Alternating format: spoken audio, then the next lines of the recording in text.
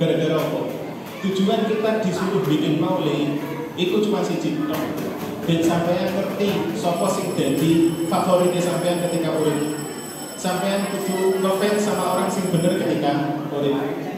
Nek sampeyan adik-adik kabeh iki ketika urip iki fansnya atau senengnya atau gandrunge bukan sama Kanjeng Nabi tapi sama yang lainnya, yo bakal niru orang tersebut. Nek sampeyan gandrunge sama orang sing hebat, yo bakal niru dadi wong hebat. Sampeyan nek gandrunge karo wong sukses, yo bakal niru dadi wong sukses. Nek sampeyan gandrunge karo Kanjeng Nabi, yo bakal sampeyan iso niru akhlak-akhlak Kanjeng Nabi Muhammad sallallahu alaihi wasallam.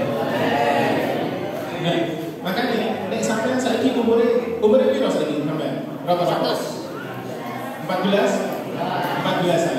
Sampai umur 14 itu umur sih mulai rame-rame atau panas-panasin untuk cari ilmu, untuk memulai kesuksesan. Ojo sampai ketika sampai umur 14 tahun ini sampai salah milih fans, sampai salah milih gandrungan, sampai salah milih orang yang sampai idolakan. Jangan sampai sampean idolai adalah tokoh Marvel, Iron Man, Spider-Man, atau tokoh DC Comic, semisal apa? Superman atau tokoh Mobile Legend. Buat apa sampean dulu sama tokoh Mobile Legend? Kok gak jelas, kekuatannya nggak mungkin orang nanggungin dunia, iya kan? Jadi sampean apa ya?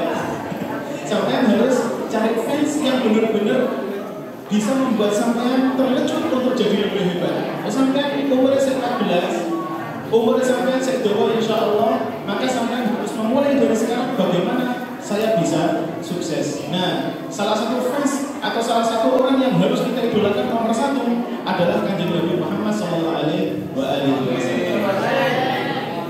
Cara mengidolakan Kanjeng Nabi bagaimana? Ya belajar tentang Kanjeng Nabi. Ya mencari tahu tentang Kanjeng Nabi.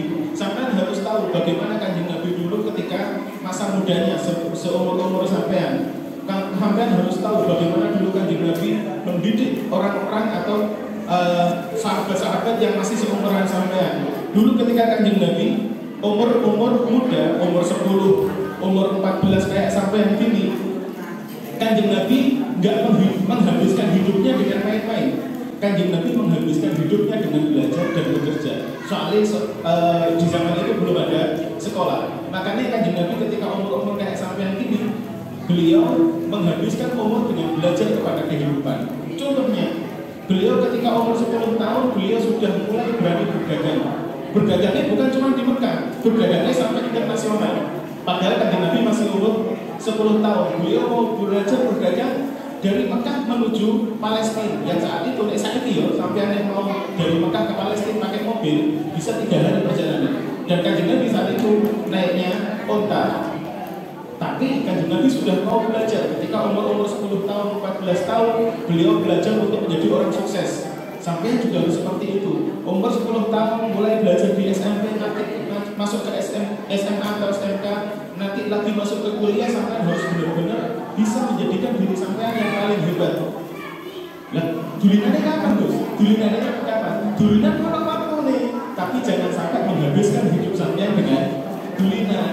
Soalnya sampean dulinan kok orang manfaatnya. Soalnya nek sampean dulinan kok orang ambil pelajaran sama sekali. Lihat Kanjeng Nabi Muhammad SAW. Beliau ketika kecil sudah mulai belajar, mulai dewasa tambah belajar banyak lagi. Seperti itu yang harus kita lakukan. Ketika beliau belajar, dan kata-kata belajar nggak harus dari buku ya. Belajar itu bisa dari pengalaman, belajar itu bisa dari melihat orang lain, belajar itu bisa mendengar nasihat, itu semuanya belajar. Ketika sampai mau mengambil pelajaran, sampai nanti tumbuh kembang dengan jadi orang hebat. Nek sampai jadi orang hebat, nanti sampai dibanggakan sama Rasulullah SAW. Dan kalau memang kita mengambil Kanjeng Nabi sebagai idola, di sana masih banyak orang-orang lain yang bisa kita idolakan. Mumpung saat ini tanggal 10 November dari pahlawan di Indonesia bisa kita banggakan. Soalnya mereka ketika umurnya seumur sampean, mereka nggak menghabiskan hidup dengan main-main, tapi menghabiskan hidup dengan berjuangnya dengan zamannya saat itu berjuang melawan Wong Anda ya sudah, kehidupan mereka seperti itu. Perjuangan sampean sekarang adalah melawan kemalasan.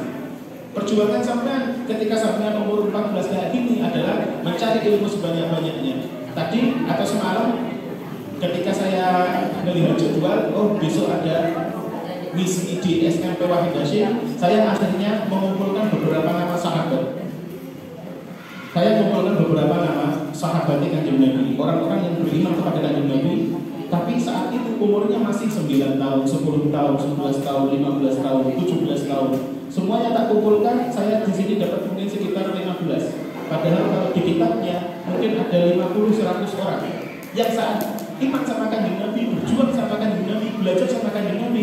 Mereka umur kalau sampai yang ada umur 14, umur 10, umur 15, masih umur 17. Dan saya mengumpulkan beberapa nama. Belum diceritain kan? Belum ya? Alhamdulillah. Contohnya sekarang, tak beri satu contoh. Abdullah bin Umar. Ada salah satu sahabat namanya Abdullah bin Umar. Beliau iman sama Kanjeng Nabi, ngikut Kanjeng Nabi, belajar kepada Kanjeng Nabi, itu umur 10 tahun. Umur 10 tahun. Akhirnya beliau selalu mengkonsentrasikan hidupnya untuk belajar, untuk khidmah atau bantu-bantu Kanjeng Nabi Muhammad SAW. Nah, Abdullah bin Umar ini termasuk sahabat yang cerdas banget. Suatu hari Kanjeng Nabi punya pertanyaan kepada para sahabat, pertanyaan yang bentuknya adalah bede-bedean. Apa bahasa Indonesia bedean? Teka-teki. Sampai lagi loh.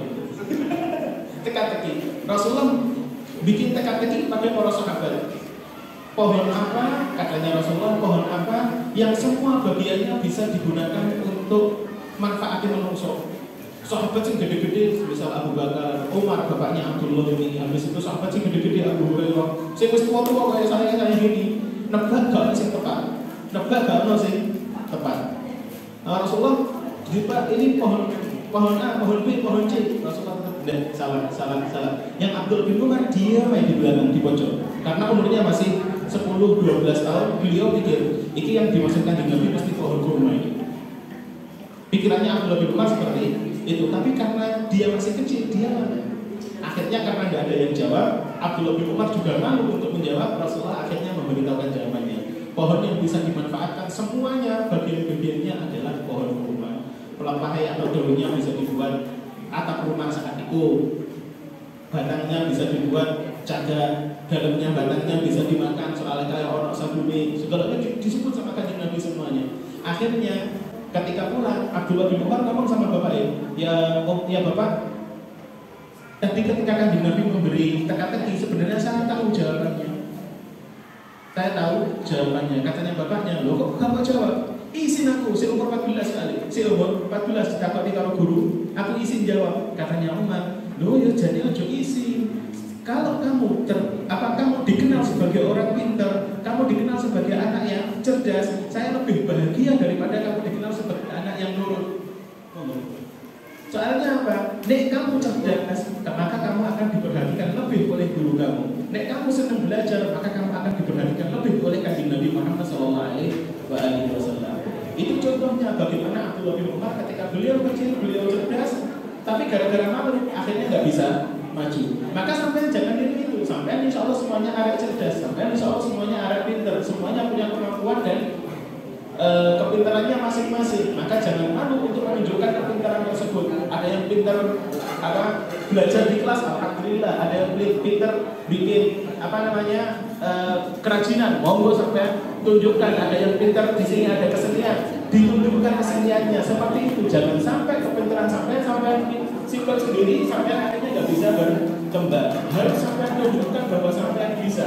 Apapun itu, saatnya bisa teori beda-beda. Semisal saya dulu ketika masih sekolah di sini, alhamdulillah saya bisa pelajaran A, B, C, insya Allah semuanya bisa pelajarannya. Cuman ada beberapa pelajaran yang nggak saya pahami. Semisal fisika, saya dulu pernah dihukum sama Bu Endan sampai disuruh keluar kelas, alhamdulillah. Pelajaran bahasa Inggris, saya dulu pernah disuruh push up sama Pak Sufaat. Dulu ada guru namanya Pak Sufaat. Alhamdulillah. Banyak dulu pelajaran, alhamdulillah saya bisa. Tapi kalau udah bisa, ya sudah saya dihukum. Tapi begitu saya tidak bisa, bukan berarti saya malah minder. Tidak. Ketika saya tidak bisa, saya harus membuktikan bahwa saya bisa. Soalnya apa? Saya ingat Abdullah bin Umar. Ketika beliau malu-malu malah gak bisa berkembang, maka saya harus bisa berkembang. Saya harus bisa menjadi yang lebih baik. Seperti itu. Sampean juga harus seperti itu. Nek saya bisa, sampean juga pasti bisa. Soalnya kita sama-sama manusia biasa, kita sama-sama diciptakan sebagai orang yang istimewa oleh Gusti Allah Ta'ala. Paham ya? Paham kan? Itu malah apa sendirian? Paham kan? Alhamdulillah. Tak beri contoh yang lainnya. Sahabat-sahabat yang lainnya. Di sini ada buahnya tapi tidak saya bacakan semuanya. Contoh yang lainnya adalah sahabat yang namanya Zaid bin Thabit. Zaid bin Thabit ketika Rasulullah datang ke Mekah atau Rasulullah datang ke Madinah untuk hijrah, Zaid bin Thabit ini umurnya sangat tahun. Tapi beliau cerdas sekali. Setiap ada apa-apa, beliau mesti dengarkan Rasulullah dan apa? Dengarkan pelajarannya Rasulullah dan apa? Dengarkan semua yang dikatakan Kanjeng Nabi dan apa termasuk menghafalkan Al-Quran. Ketika Al-Quran turun, Zaid bin Thabit langsung hafal. Bukan cuma hafal, sampai bisa ditulis. Padahal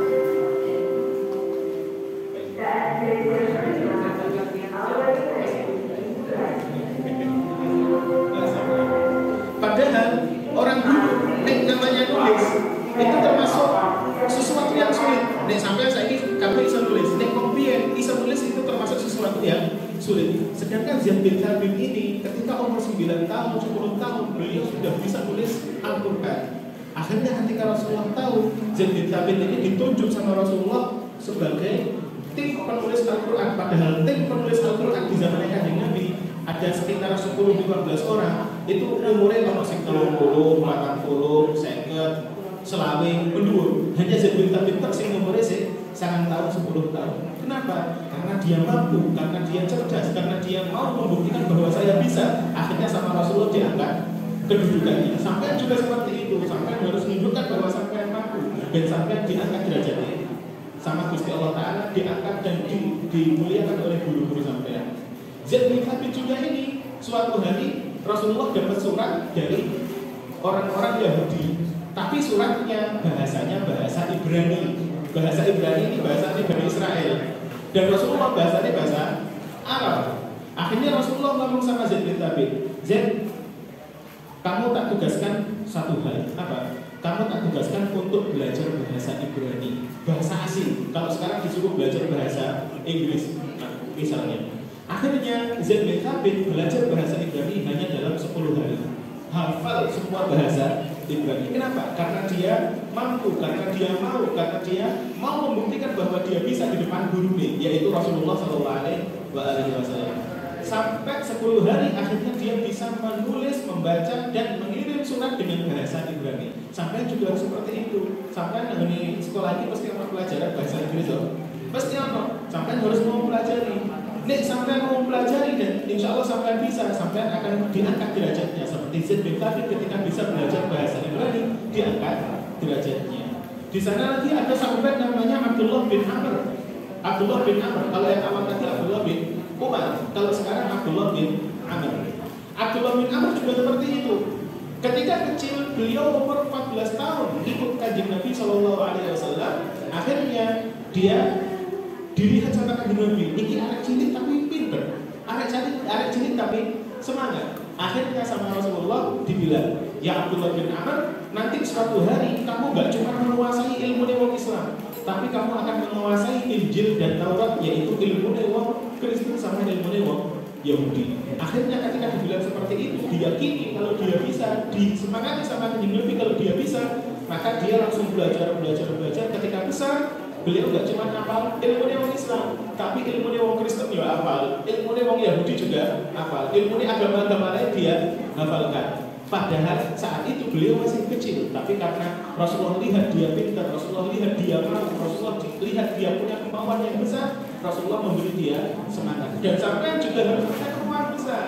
Dan sampai punya kemampuan besar, insya Allah sampai juga jadi orang besar. Makanya tadi saya katakan, sampai punya kemampuan besar, nek sampean punya orang yang diidolakan, harus mengidolakan orang yang sukses. Sampean mengidolakan orang yang hebat, jangan mengidolakan hal-hal yang enggak penting. Semisal tadi Marvel atau semisal tadi di Mobile Legends, jangan diidolakan. Buat apa diidolakan? Nek sampean mengidolakan yang itu saja, sampean nggak bisa berkembang. Sampean harus mengidolakan orang yang benar-benar hebat. Ada juga sahabat lain berbeda lagi. Saat perang Badar, perang Badar itu perang yang paling genting dalam Islam. Wong Islam cuma terus nganggus gawa pedang kanggo perangan loro, sing liyane gawa ladin biasa, gawa pisau kecil biasa. Sedangkan wong kafir ana sewu semuanya bawa pedang besar-besar. Bawa pedang buat perang kafir. Jadi ana pedang buat perang, yaitu pedang yang besar itu, ada pedang biasa yaitu pedang kecil untuk keseharian. Sahabatnya kan di Nabi 300, yang bawa pedang perang cuma 2, yang bawa pedang kecil, yang lainnya bawa pedang kecil. Sedangkan wong kafir sewu kabeh bawa pedang gede-gede. Nah, ketika perang, Abdurrahman bin Auf, salah satu sahabatnya Kanjeng Nabi yang sudah dewasa namanya Abdurrahman bin Auf, dibariskan sama Kanjeng Nabi. Ketika dibariskan, di sebelahnya orang anak cilik umur 14, di sebelahnya orang anak cilik umur 14 mana? Abdurrahman bin Auf ngomong, waduh, perangan ke orang anak cilik kalah perangan ke orang cilik, bingung beliau, waduh. Sajane nek perangan kudu koyo aku, jenenge Abdurrahman bin Auf, umure 30 40, wis siap untuk perang gawa pedang. Sing sampai ku 14, sing sampai ku meneh 14 tahun kan gua apa. Akhirnya sebelum perang, arek yang di sebelah kanan dan kirinya Abdurrahman bin Auf, nyenggol Abdurrahman bin Auf. Wahai paman, ada apa? Sing jenenge Abu Jahal itu sing ndi? Sing kanan ngomong gitu, sing jenenge Abu Jahal sing ndi? Katanya Abdurrahman bin Auf melihat anak yang cilik. Lah kok kata Abu Jahal? Abu Jahal itu gede hebat banget. Ente anak cilik katanya nyerang Abu Jahal ya apa? Wis ta, jadi anak cilik. Wis ta. Endi Abu Jahal? Saya mendengar bahwa Abu Jahal pernah ganggu Kanjeng Nabi dan saya tidak terima. Rasulullah atau idola saya diganggu sama Abu Jahal. Saya mau membalas Abu Jahal karena sudah ganggu Kanjeng Nabi Muhammad sallallahu alaihi wasallam. Katanya Abdurrahman bin Auf melihat anak cilik ini, pengen roh Abu Jahal, iku lho Abu Jahal numpak unta saking dhuwure sampai nyundulan itu. Untuk menunjukkan bahwa Abu Jahal gede dhuwur dan ganas. Itulah Abu Jahal sampai nyundulan itu Abu Jahal. Katanya anak cilik yang sebelah kanan, ya sudah, insya Allah tak serang. Waduh, umur 14 tahun katanya nyerang Abu Jahal. Sing kiri gitu juga, nyenggol juga. Apa? Abu Jahal dia paman. La haula wala quwwata illa billah. Umur 14 katanya nyerang Abu Jahal. Apa? Abu Jahal ganggu Kanjeng Nabi. Kanjeng Nabi itu idola saya, pada ganggu Abu Jahal, maka saya sakit hati, saya mau nyerang Abu Jahal. Nah, kata Abdurrahman bin Auf, itu sing munggah unta sampai nyundulan itu Abu Jahal, gede dhuwur. Oke, nanti tak serang. Sudah. Ketika perangnya dimulai, gambarannya wis di peluitnya sudah ditiup, gongnya sudah ditabur.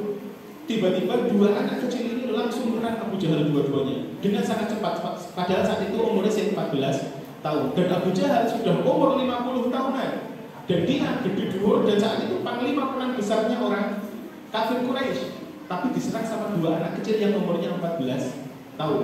Diserang sama dua anak kecil ini sampai Abu Jahal jatuh dan akhirnya Abu Jahal lumpuh dan akhirnya mati. Gara-gara diserang sama dua anak kecil yang punya kemauan besar, punya kemampuan yang benar-benar hebat. Dan kamu juga bisa seperti itu. Dia manusia biasa, dia sahabat biasa, kamu juga manusia biasa. Nih dia bisa menunjukkan kemauan dan kemampuannya, maka kamu anak-anak yang masih umur 14 tahun juga bakal bisa hebat seperti mereka. Faham nggak? Nah, itu tujuannya sampai dijak maulidan atau memperingati maulid Rasulullah SAW. Dan sampean punya idola, yang idola ini bisa membuat sampean menjadi lebih hebat. Yang idola ini bisa membuat sampean bisa menjadi lebih maju, bisa jadi lebih berkembang. Ojo sampean idola sampean adalah orang-orang yang nggak jelas, jeluntrungan ini. Nek sampean idola yang sing nggak jelas, yo sampean kok jadinya lalu nggak jelas. Nah, dibilang tinggali. Tapi nek sampean idola adalah orang-orang hebat, semisal Kanjeng Nabi, semisal para sahabat, semisal pahlawan-pahlawan yang ada di Indonesia, Pak Karno, Pak Hatta, dan yang lain-lainnya. Sampai insya Allah bisa jadi orang seperti itu juga. Tapi yang namanya idola bukan cuma diidolakan. Nek sampai idola sama orang, sampai harus mempelajari, mencari tahu seperti itu. Nek cuma idola saya senang, yo gampang saya seneng. Nggih, nek saya seneng tak gampang. Saya seneng pula sampai seneng sama bulan, sampai seneng sama bulan, sampai cinta bertemu sebelah tangan ya kan? Seneng apa? Orang-orang manfaatnya. Nek seneng harus membuktikan. Sampai seneng Kanjeng Nabi membuktikan bagaimana sampai cinta sama Kanjeng Nabi dengan belajar meniru. Sampai seneng sama sahabat membuktikan. Sampai seneng sama pahlawan Indonesia buktikan dengan belajar tentang mereka. Agar apa? Agar sampai bisa niru. Agar sampai bisa menjadi orang hebat di masa depan. Insyaallah, Allahumma amin. Wes cerita nulis kakean. Ndak sampai juga tambah berapa? Kurang. Tak tambah siji ya.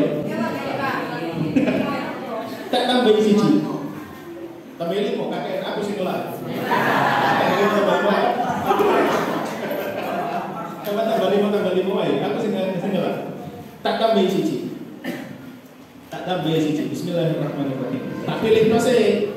Engko nek aku salah pilih sampean gak semangat. Ada orang atau sahabat namanya Abdullah bin Abbas. Termasuk sahabat yang hebat juga. Beliau masih kecil ketika iman sama Kanjeng Nabi. Beliau seumur 7 tahun. Dan ketika Rasulullah wafat, beliau seumur 12 tahun. Ketika Rasulullah wafat, beliau seumur 12 tahun. Ketika Rasulullah wafat, beliau sedih. Sedihnya kenapa? Dia ngomong sama temannya. Abdullah bin Abbas yang umur 12 tahun ngomong sama koncoe. Aku sedih apa? Kanjeng Nabi wafat. Sopo sing kate ngajar aku nek Kanjeng Nabi wafat?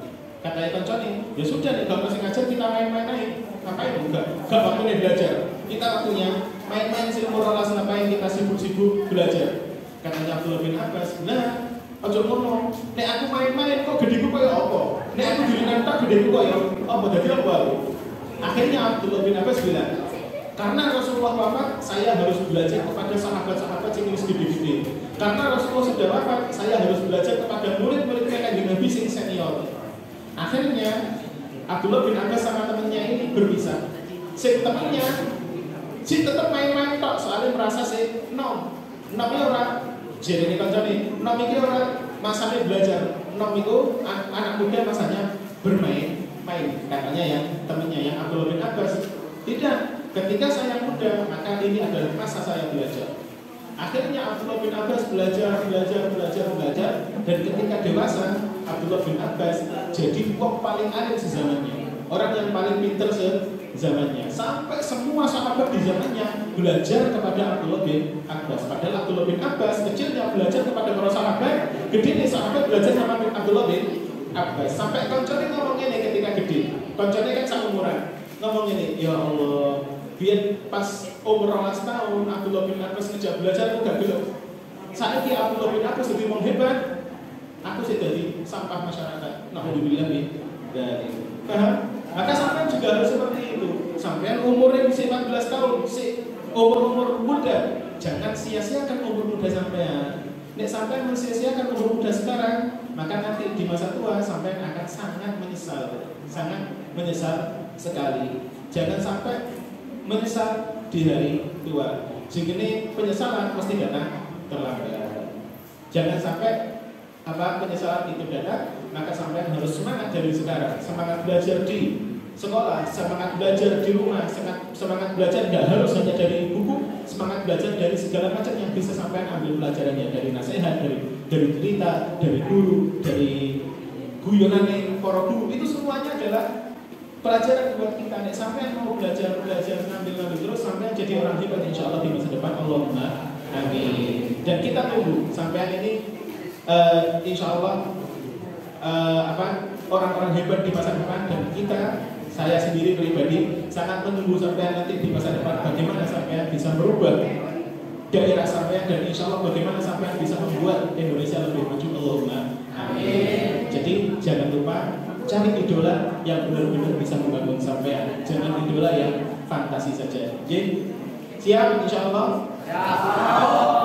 Ada satu hal yang lupa saya katakan, mbak ini ya Allah, kok tadi contohnya lanang tapi iya, contoh yang cewek bagaimana? Contoh untuk yang cewek, bagaimana ketika ada anak kecil di zamannya Kanjeng Nabi dan dia jadi hebat. Contohnya paling gampang Sayyidatuna Aisyah radhiyallahu taala anha, garwane Kanjeng Nabi. Sayyidah Aisyah itu ketika kecil, beliau sudah jadi istrinya Kanjeng Nabi, beliau belajar terus sama Kanjeng Nabi, dan akhirnya ketika karena beliau dari kecil sudah belajar terus, nyari ilmu terus, ketika beliau sudah besar dikatakan Islam ini 100%, 25%-nya miliknya Sayyidah Aisyah, 75% kanggo rebutan kok para sahabat. Sahabat itu ada 114.000. Ilmu Kanjeng Nabi yang 75% dibagi-bagi karo 114 sahabat, sedangkan 25%-nya dimiliki oleh Sayyidah Aisyah yang perempuan, yang cewek. Maka sampai harus tahu, cewek pun bisa menjadi lebih hebat daripada yang laki-laki. Sampai harus mau belajar dari awal, sampai harus bisa menggugah kemauan sampai untuk menjadi orang hebat, mau yang laki-laki ataupun yang cewek. Masuk cewek kok merasa cewek apa kalah karo lanang. Ojo ngono. Cewek iso kalah karo lanang. Jelas ora? Jelas? Ojo sampai minder. Kenapa? Karena Sayyidah Aisyah, istrinya Kanjeng Nabi, membawa 25% ini ilmu agama. Sedangkan 75% digawe rebutan karo Abu Bakar, Umar, Utsman, Ali, segala macam yang lainnya. Maka sampean cewek, sampean harus bisa menunjukkan bahwa sampean lebih hebat daripada yang laki-laki. Yang laki-laki juga seperti itu. Ojo gelem kalah karo sing cewek. Insyaallah nanti nih malah jelinan dulu. Jadi insya Allah semuanya jadi orang hebat, insya Allah semuanya jadi orang yang mau belajar, dan insya Allah di masa depan sampai semua bisa membuat masyarakat dan Indonesia menjadi lebih baik. Allahumma amin. Insya Allah cukup segitu saja, moga-moga manfaat, dan insya Allah tambah semangat belajarnya. Allahumma amin. Dari saya, assalamualaikum warahmatullahi wabarakatuh.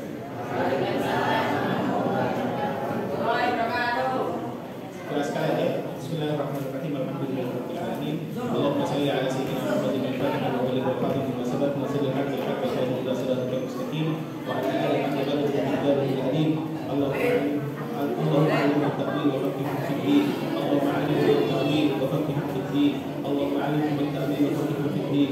Ya Allah, biwal ilmu sing manfaat. Ya Allah, biwal ilmu sing saged ngembangkan diri kita menjadi lebih baik. Ya Allah, ilmu yang bisa